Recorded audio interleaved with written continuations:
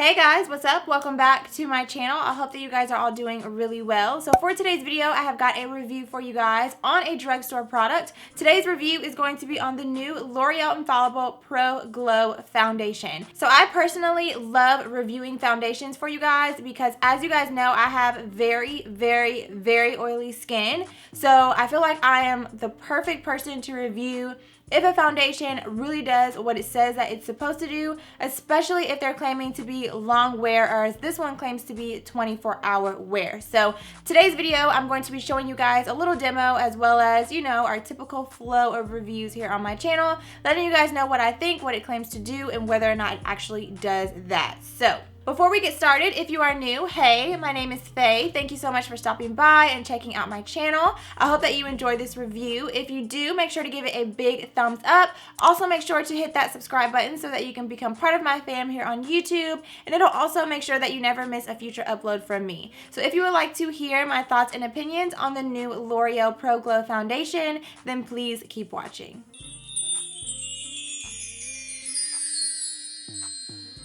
Alright guys, so as usual, you know we're going to start with the packaging. I already kind of gave you a little sneak peek of it in the intro, but this is what the packaging looks like. It's pretty much identical to the L'Oreal Pro Matte Infallible Foundation. The only difference is that the matte foundation has a matte bottle and the glow foundation has more of a, I don't even know what you would call this, more of a sheen, more of a plastic look, I guess you could say, to the bottle. Whereas, like I said, the matte one has more of a matte finish. And of course, on the front of the bottle, it just says L'Oreal up to 24-hour foundation, Infallible Pro Glow, radiant finish for normal to dry skin. And it also says that it is supposed to be hydrating on the front of the bottle. I picked mine up in the shade 210 Classic Tan, which is also the shade that I wear in the Pro Matte. Now, we'll go ahead and mention off the bat that this one is slightly, like, almost unnoticeable, but of course, since I'm putting it on myself, I do notice it. It is slightly lighter than the Pro Matte,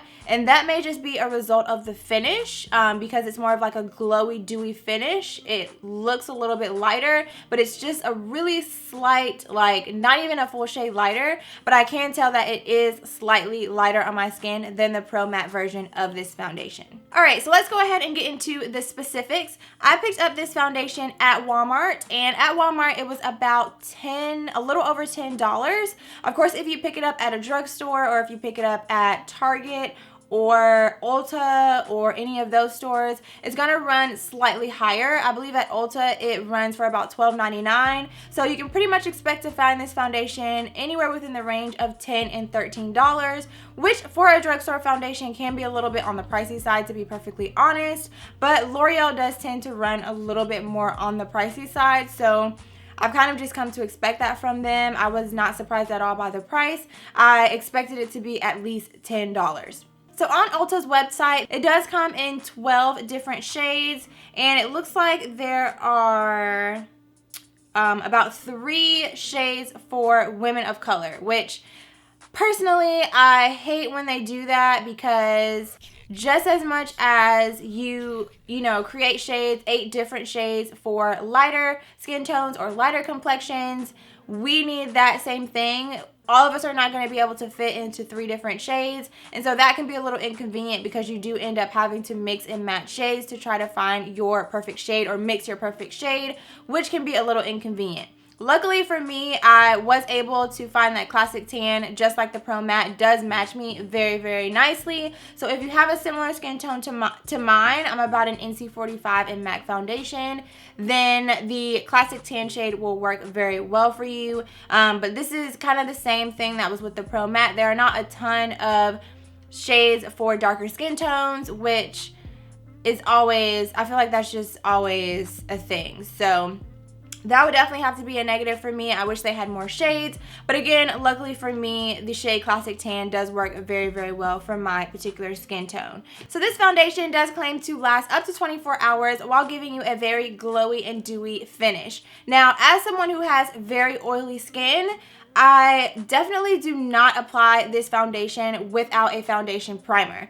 because it does say clear as day on the front of the bottle that it is a radiant finish for normal to dry skin, and it is a hydrating foundation. So because I already know off the bat that this is not a foundation that was made for someone with oily skin, I definitely always prime my face with my typical, you know, smoothing primers and oil controlling primers. I would not dare wear this foundation without a primer because it's just not going to be a good look for you. It wouldn't be a good look for me if you have oily skin, because I can almost guarantee that within an hour, 2 hours, maybe 3 hours if you're lucky, but definitely for me, within the first 2 hours, I would look like a hot mess and like a complete oil slick. But the foundation, of course, is doing what it says it's supposed to do, giving you that glowy, radiant look to your skin. But for me in particular, I have to prime. When I apply the foundation, I do like to apply it with a brush. I typically prefer to apply foundations with a brush. I'm sure it would apply really nicely also with a beauty blender, but a damp beauty blender will also give you that more dewy look. So since this foundation is already kind of formulated to be dewy, I don't need additional dewiness with my oily skin, so I just apply it with a brush. It does have medium coverage, but it definitely also has a buildable coverage. So if you have certain areas on your face, like for me, I have some areas on my cheeks that I normally like a little bit of extra coverage, I can just apply a little bit more foundation on those areas after my initial first layer, and it does give me a really nice buildable coverage. Also, as an oily skin person, I do want to mention that I do still bake my face in all of the areas where I apply my concealer. So down the center of my face and also underneath my eyes, just to help to control the oil. And I do set this foundation with a powder. Now, I will say that this foundation, as an oily skin person, does give me, if I apply my primers and I set it and all of that kind of stuff that I just mentioned, which is really part of my normal everyday routine, regardless of what foundation I am wearing, this foundation will give me a solid maybe 4 hours before I have to blot and powder and just make sure that everything, you know, isn't melting off of my face. Now, I will say that I do really like this foundation for giving me that glowy, radiant look to my skin while still keeping it matte with the primers and setting it and all of that kind of stuff. Compared to the Pro Matte can just give you that really flat, matte look to your skin. Whereas this one, if you apply your primers and you set it, you'll still have that matte look to your skin, but it also still has a little bit of that glowy radiance peeking through, which I really, really like for this foundation. So overall, I would definitely say that I do love this foundation. I think that this foundation would be a great mix also with my Pro Matte foundation. If I didn't want to be super, super matte, the two of these, I haven't tried it yet, but the two of these will probably mix really nicely together. I do really enjoy wearing this. As I said again, I cannot say too many times for all my oily skin girls out there, do not wear this foundation without priming and without setting it in place. Otherwise, it will not last on you. But like I said, it does give me a decent 4 hours of wear before I do have to set it again with a powder. But I do find that it wears really nicely on the skin. My blemishes and different things don't start to peek throughout the day, as long as I just make sure that I'm blotting and, you know, reapplying powder throughout the day and not allowing my face to get too oily before blotting. So yeah, I think that's all that I have to share with you guys about this foundation. I hope that you enjoyed this quick little review. If you have any questions, feel free to leave them for me down below in the comments. I always check those out, and I'm always willing to answer any questions or just chat with you guys and respond to you guys down there. Anything that you want to share with me, feel free to leave it down below in the comments.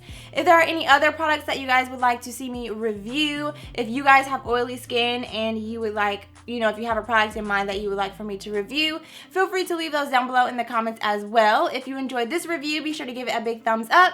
And be sure to check me out on my social media. I will have all of that linked for you down below. Instagram, Twitter, Snapchat, all that good stuff. I love chatting with you guys over on those social media platforms as well. And I think that that's all that I have for you guys. So again, I hope that you enjoyed. I hope you're having a great day so far. Please subscribe if you haven't already, and I will see you very soon in my next video. Bye.